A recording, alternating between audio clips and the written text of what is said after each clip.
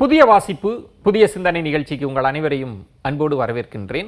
இந்த பகுதியில் தி வயரில் வந்திருக்கக்கூடிய கட்டுரை எடுத்து தான் நம்ம பேச இருக்கிறோம். இந்த கட்டுரையினுடைய பேசுபொருள் என்பது ரொம்ப முக்கியமான விஷயத்தை எடுத்து தான் இந்த கட்டுரை பேசியிருக்கிறது. அரசமைப்பு 130வது திருத்த மசோதா ஷாவினுடைய நடவடிக்கை சொல்லக்கூடிய செய்தி என்ன, இதுதான் இந்த கட்டுரையினுடைய சாராம்சமாக இருக்கிறது. இது குறித்து உரையாடுவதற்காக மூத்த பத்திரிகையாளர் திரு மணி அவர்கள் வந்திருக்கிறார். வணக்கம் திருமணி. சார் வணக்கம். இந்த கட்டுரை இந்த 130வது திருத்த மசோதா அது ஏற்படுத்தக்கூடிய தாக்கம் அது பற்றி தான் எழுதப்பட்டிருக்கிறது. இன்னும் சொல்லணும்னா ரொம்ப கடுமையாக சாடி இருக்காங்கன்னு கூட சொல்லலாம் வெளிப்படையாகவே. இந்த 130வது திருத்த மசோதாவை நீங்கள் எப்படி பார்க்குறீங்க மணி? ரொம்ப ஒரு ஆபத்தை உண்டாக்கக்கூடிய ஒரு மசோதா அது. அதாவது கைது செய்யப்படக்கூடிய அமைச்சர்கள் முதலமைச்சர், பிரதமர் என்பது வந்து அபத்தத்தின் உச்சம். என்ன கேட்டிங்கன்னா, பிரதமரை கைது செய்ய முடியாது. கைது செஞ்சால் அவர் பிரதமராக இருக்க முடியாது. பதவியிலேருந்து இறங்கின பிறகு தான் நீங்கள் கைது செய்ய முடியும். முதலமைச்சரையும் அமைச்சர்களையும் பதவியில் இருக்கும்போது கைது பண்ணலாம், மத்திய அமைப்புகளை வச்சு. அப்படி இருக்கும் பொழுது வந்து இந்த கைது என்பது வந்து இந்த கான்செப்டே முதல்ல ஒரு சீஃப் மினிஸ்டர் அரெஸ்ட் பண்ணணுன்ற கான்செப்டே வந்து ஜனநாயகத்துக்கு எதிரானது, ஆபத்தானது. அது ரொம்ப சர்வசாதாரணமாக மோடி பண்ணார். 2024 தேர்தல் அறிவிக்கை வந்த பிறகு கெஜ்ரிவால் அரெஸ்ட் பண்ணார். உச்சநீதிமன்றம் தலையிட்டு இருக்கணும், அதில் தேர்தல் கமிஷன் தலையிட்டு இருக்கணும். ஏன்னா ஒன்ஸ் ப்ராசஸ் ஸ்டார்ட் ஆன பிறகு இது வந்து அப்பட்டமான விதிமுறை மீறல். அதை சர்வசாதாரணமாக செஞ்சுட்டு அவங்களால போக முடிஞ்சுது. சஞ்சீவ் கண்ணா சீஃப் ஜஸ்டிஸ் இருந்ததால் வந்து ஓரளவு ரிலீஃப் கிடச்சது. அவர் தேர்தல்களுக்கு முன்னால் ஜாமீன் கொடுத்துட்டு தேர்தல்களுக்கு பிறகு மறுபடியும் உள்ளே போனார். நவ் இந்த மசோதா இது வந்து அரசமைப்பு 130வது அரசியலமைப்பு சாசன திருத்த மசோதா அமெண்ட்மெண்ட் வந்து ரொம்ப வினோதமானது ஒன்று. இதில் வந்து பல்வேறு விஷயங்கள் அடங்கியிருக்கின்றன. முதலமைச்சர்களை குறிவைக்கும்போது நான் கேட்கிறேன், இதில் 2 முதலமைச்சர்களோட ஆதரவில் தான் இந்த அரசாங்கமே இருக்குது. சந்திரபாபு நாயுடுவோட தெலுங்கு தேசத்தோட 16 எம்பிக்கள், நிதிஷ்குமாரோட ஜனதாதள் யுனைடெடோட 12 எம்பிக்கள், 28 எம்பிஸ் ஆதரவில் தான் இந்த கவர்மெண்ட்டை நிற்குது. 240 தான் இவங்க எண்ணிக்கை, 272 வேணும். அவங்க சேர்த்தா 268, அப்புறம் மச்சம் கொஞ்சம் பேர் சேர்த்து 290 வருது இவங்களுக்கு. முதல்ல இவங்களுக்கு 2/3 மெஜாரிட்டி, 3/2 பங்கு நாடாளுமன்றத்தில் வேணும், லோக்சபாலையும் ராஜ்யசபாலையும். அது இவங்களுக்கு இல்லை இவங்களுக்கு. அப்போ எப்படி கொண்டு வருவாங்கன்றது ஒரு சந்தேகம் இருக்குது. கிட்டத்தட்ட அவ்வளவு எளிதாக இருக்காது, அவ்வளவு எளிதாக இருக்காதுன்றதான் இதில் இருக்கக்கூடிய சாராம்சம். நம்பர்ஸை பற்றியும் கூட அப்புறம் பேசுவோம். கட்டுரையாளர் அதுதான் சொல்றாரு, அவ்வளவு எளிதா இருக்காது. பட் செய்ய மாட்டாங்கன்னு சொல்ல முடியாது. எல்லா விதமான தில்லாலங்கடி வேலைகளுக்கும் இவர்கள் வந்து சட்டவிரோத, தர்மத்துக்கு விரோதமான எல்லா காரியங்களுக்கும் இவர்கள் வந்து ரொம்ப அதில் பாண்டித்தியம் பெற்றவர்கள்.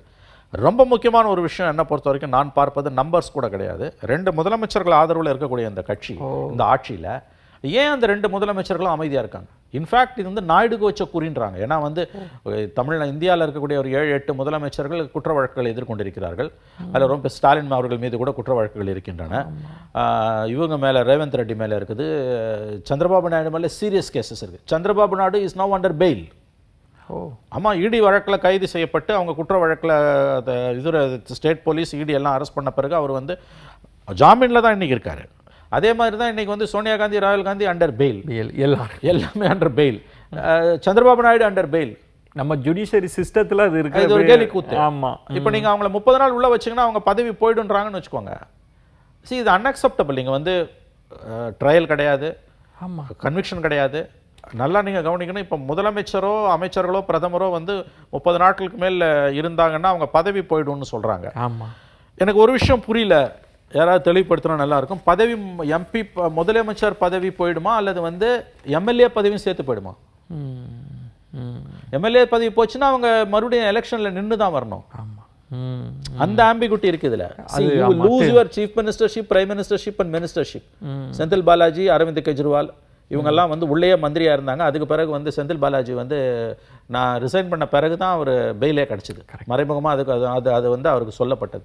இப்போ நான் கேட்குறது என்னென்னா, இந்த பெயிலில் இந்த நிகழ்ச்சியை பார்க்கக்கூடிய எம்பிஸ் யாராவது இருந்தாங்கன்னா அல்லது அந்த பில்லை யாராவது பார்த்தாங்கன்னா, நான் பில்லை ஃபுல்லாக படிக்கல, 30 நாட்களுக்கு மேல் சிறையில் இருந்தாங்கன்னா வந்து அவங்களா ரிசைன் பண்ணணும். இல்லைன்னா 31வது நாள் 30 நாளைக்குள்ள அவங்கள பிரதம மந்திரி வந்து ரெக்கமெண்ட் பண்ணணும் பிரசிடென்ட்டுக்கு. கரெக்ட், அவங்கள நீக்கிடுவாங்க. இங்கே வந்து பதவி பறிப்பு, பதவி நீக்கோன்ற சொல்லாடலை தான் பயன்படுத்துறாங்க. என்ன சொல்கிறேன், ஓகே, இப்போ ஒரு சீஃப் மினிஸ்டர் உள்ள ஜெயிலில் இருக்காரு, அவரோட பதவி வந்து ஆட்டோமேட்டிக்காக போயிடுது. அல்லது 31 அவர் பிரசிடென்ட் வந்து on the advice of prime minister president வந்து அவர் பதவியிலேருந்து நீக்கிறார் முதலமைச்சரை. அப்படி இல்லைன்னா 31வது நாள் அவர் பதவி இழந்துடுறாரு. முதலமைச்சர் பதவியை மட்டும் இழக்கிறாரா, எம்எல்ஏ பதவியும் சேர்த்து இழக்கிறாரா? முக்கியமான கேள்வி. முதலமைச்சர் பதவியை மட்டும் இழக்கிறாருன்னா மறுபடியும் 1 வருஷம் பொறுத்து கூட வரலாமே. செந்தில் பாலாஜி கேஸில் அவர் ரிசைன் பண்ணுறாரு. ஆமாம். ரிசைன் பண்ண பிறகு என்ன ஆகுது, அவருக்கு பெயில் கிடைக்குது. பெயில் கிடைச்சோன்னா ஒரு மினிஸ்டர் ஆகிறாரு. அங்கே தான் பிரச்சனை வருது. சுப்ரீம் கோர்ட் என்ன சொல்லுது, நாங்கள் உங்களுக்கு வந்து அந்த கண்டிஷனே வந்து நீங்கள் வந்து மந்திரியாகக்கூடாதுன்னு கண்டிஷன் போடலையான்னு முகுல் ரோத்தகி கேட்குறாரு பாலாஜியோட வக்கீல். கோர்ட் என்ன சொல்லுது, இது ஏடாகூடமான ஆர்குமெண்ட்டு, நீங்கள் வந்து ரிசைன் பண்ண போறீங்க அப்படின்ற ஒரு உத்தரவாதத்தை கொடுத்ததால, அவர் ரிசைன் பண்ணதால நாங்கள் உங்களுக்கு கொடுத்தோம் அப்படின்ட்டு. இப்போ சிம்பிள் கொஸ்டின், பிரதமரோ மத்திய அமைச்சர்களோ அல்லது வந்து ஏன்னா சென்ட்ரல் மினிஸ்டர்ஸ்க்கும் பொருந்தும், முதலமைச்சரோ மாநில அமைச்சர்களோ ராஜினாமா செய்கிறார்கள் அல்லது பதவி நீக்கம் செய்யப்படுகிறார்கள் என்றால் வெறும் பதவி மட்டும், முதலமைச்சர், அமைச்சர், பிரதமர், மத்திய அமைச்சர் பதவி மட்டும் போகுமா, அல்லது எம்பி எம்எல்ஏவா இருக்கும், ஆப்வியஸ்லி எம்பியா இருக்கணும், எம்எல்ஏவா இருக்கணும், ஆமா, அந்த பதவியும் போகுமா? அது இன்னொரு கேள்வி. ஆனால் இந்த கட்டுரையில் இவர் வைக்கிற சந்தேகம்ன்றது, நீங்கள் வெறும் 30 நாள் நீங்கள் சிறைக்குள்ளே இருந்தாலே பதவி பறிப்பு அப்படின்னா பல சித்து விளையாட்டை இதன் மூலம் முடிச்சிடலாங்க. பிடிக்காத எந்த கவர்மெண்ட்டையும் முடிச்சிடலாம். இல்லை, யாரை வேணாலும் நம்ம சரியான உதாரணம் டெஃபமேஷன் கேஸ். அவதூறு வழக்கில் ராகுல் காந்திக்கு 2 ஆண்டு சிறை தண்டனை விதிச்சாங்க. அந்த வழக்கில் வந்து லார்ட் மெக்காலே கொண்டு வந்து 1860ஆம் ஆண்டு கொண்டு வந்த அந்த சட்டத்தில் வந்து ராகுல் காந்தி 2022-23 தண்டிக்கப்படும் வரையில் அந்த 162 ஆண்டு காலத்தில் வந்து டெஃபமேஷனில் 2 ஆண்டுகளுக்கு சிறைக்கு போன பதவி இழந்தவர்கள் என்பவங்க வந்து ஆல்மோஸ்ட் நில். இந்த டெஃபமேஷனில் 2 ஆண்டு தண்டனை விதிக்கப்பட்டவங்க இருக்காங்க. எஸ், இப்போ நம்ம தினமலர் எடிட்டர்ஸ் கூட வந்து 2-3 வழக்குகளில் வந்து மறைந்தவங்க கிருஷ்ணமூர்த்திலாம் கீழமை நீதிமன்றத்தில் தண்டனை விதிக்கப்பட்டு ஹைகோர்ட்டில் ஓவர் டர்ன் ஆச்சு. அது வந்து அவங்க விடுதலை ஆனாங்க. பட் லிபல் அந்த வாய் பேசினதுக்கு பேச்சுக்காக தண்டிக்கப்பட்டது 160 வருஷத்தில் ஒன்று தான். எப்படி மிஸ்யூஸ் பண்ண முடியுன்றதுக்கு நான் சொல்கிறேன். இந்த சட்டம் வந்து உங்களுக்கு யாரை வேணால் பிடிச்சி உள்ளே போடலாம், 5 வருஷத்துக்கு மேலே தண்டனை கிடைக்கணும், நீங்கள் எந்த கேஸை வேணால் போடலாம். முதலமைச்சர்லாம் எல்லாம் யாருக்குமே நிரந்தரமாக, யாருக்குமே நிரந்தரம் பதவி போயிடும். ஸோ இந்த மசோதா 130வது சட்ட திருத்த மசோதா, அரசியலமைப்பு சாசன திருத்த மசோதா கேலிக்கூத்தின் உச்சம். இது கூட்டாட்சி தத்துவத்துக்கு மட்டுமல்ல, ஜனநாயகத்தின் விழுமியங்களுக்கே ஆபத்தானது. ஒரே ஒரு நிறைவான ஒரு கேள்வி திருமணி, இப்போ இருக்கிற ப்ராசஸில் எல்லாமே நீதிமன்றத்துக்கு போக வேண்டிய இடம். அது நீதிமன்றம் வந்து நீங்கள் கான்ஸ்டிடியூஷனோட அந்த க்ரக்ஸை நீங்கள் மீறினீங்கன்னா உங்களுக்கு அந்த சட்டம் இயற்ற அதிகாரம் இல்லை, நாங்கள் உள்ளுக்கு வருவோன்ற பார்வையை பல இடங்களில் முன்வைக்கிறாங்க. இதில் நீதிமன்றம் எப்படி இதை பார்க்கும்னு நினைக்கிறீங்க? Every enactment is subject to judicial scrutiny. அதில் சந்தேகம் இல்லை. நீங்கள் எந்த சட்டத்தை வந்து நாடாளுமன்றத்தில் ஏற்றுனீங்கனாலும் அது வந்து நீதித்துறையின் சுப்ரீம் கோர்ட்டோட பரிசீலனைக்கு உட்பட்டது. அதில் சந்தேகம் இல்லை. பட் இதில் சிக்கல் என்னன்னு கேட்டிங்கன்னா வந்து அது இட்ஸ் அன் அன்பிரடிக்டபிள் ஹார்ஸ். அது முன்னால் போனால் கடிக்கும், பின்னால் போனால் இடிக்கும். அது எப்படி சொல்ல முடியாது. இப்போ உச்சநீதிமன்ற தலைமை நீதிபதி, பிரதம மந்திரி, எதிர்க்கட்சி தலைவரை அடங்கிய குழு தான் தலைமை தேர்தல் ஆணையாளர் மற்றும் தேர்தல் ஆணையர்களை தேர்வு செய்யணும்னு 5 நீதிபதிகள் அமர்வு ஒருமித்த குரலில் சொல்லுது. It's a constitution bench. அந்த ஜட்ஜ்மெண்ட் வந்த ஒரே வாரத்தில் கான்ஸ்டியூஷன் அமெண்ட்மெண்ட் கொண்டு வந்து மோடி கவர்மெண்ட் தூக்கி அடிச்சுட்டு அதை சீஃப் ஜஸ்டிஸ்க்கு பதிலாக கேபினெட் மினிஸ்டர்னு மாற்றுறாங்க.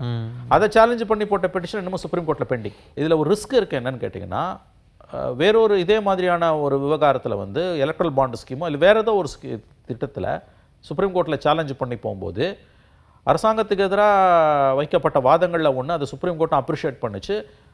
ஜேபிசியில் எதிர்க்கட்சிகள் இதை எதிர்த்தாங்க. அதனால் எதிர்க்கட்சிகள் தங்கள் கடமையை நிறைவேற்றலைன்னு சுப்ரீம் கோர்ட் ஒரு ஒப்பீனியன் சொல்லும்போது வைக்கப்பட்ட வாதம் வந்து இல்லை அவங்க ஜேபிசியில் தங்களுடைய எதிர்ப்பை பதிய வச்சாங்க. அதனால் வந்து நம்ம அந்த ஆங்கிளில் எடுக்க முடியாது, அரசாங்கத்துக்கு சார்பாக தீர்ப்பு கொடுக்கறத இவங்க அங்கே ஒத்துழைக்காமல் இங்கே வந்திருக்காங்களேன்ற வாதத்தை எடுக்க முடியாது ஒரு வாதம் முன்வைக்கப்பட்டது. அந்த உளவு பார்த்த விவகாரம் அந்த விஷயத்தில் இப்போ இந்த விவகாரத்தில் வந்து ஜேபிசியில் பங்கு பெற வேண்டும் என்று சொல்லக்கூடிய சில எதிர்க்கட்சிகள் சொல்கிறது என்னன்னா, திரிணாமுல் காங்கிரஸ், சமாஜ்வாதி பார்ட்டியோட இன்னைக்கு உத்தவ் தாக்கரேயோட கட்சியோட நிலைப்பாடு தவறானது. ஏன்னா நம்ம கண்டிப்பாக இது லீகலி சேலஞ்ச் ஆகும். அப்போ நீங்கள் ஜேபிசியை பாய்காட் பண்ணீங்கன்னா அந்த ஃபாரமை விட்டுட்டு ஏன் இங்கே வரீங்கன்னு கேட்பாங்க. நீ ஜேபிசியில் என்ன செஞ்சாலும் அவன் நிறைவேற்றணும்னா நிறைவேற்ற போகிறான். பட் ஒருவேளை சுப்ரீம் கோர்ட்டில் டேர்ன் அரவுண்ட் ஆகணும்னா நீங்கள் இந்த ஃபாரமில் எல்லா அவென்யூஸையும் எக்ஸாஸ்ட் பண்ணணும். கரெக்ட். நம்ம ஜனநாயகம் வந்து ஒரு நெருக்கடியான கட்டத்தில் இருக்குது விஜயன். அதாவது வெள்ளைக்காரன் 200 வருஷம் ஆண்டான், இது அநேகமாக 100 வருஷம் கூட தாண்டாது போல இருக்கு. System is in crisis. மிக்க நன்றி, உங்களோட விரிவான பார்வைகளை முன் வச்சிங்க. மிக்க நன்றி திருமணி. மற்றொரு நிகழ்ச்சியில் உங்களை சந்திக்கிறேன். அதுவரை உங்களிடமிருந்து விடைபெறுகிறேன். நன்றி.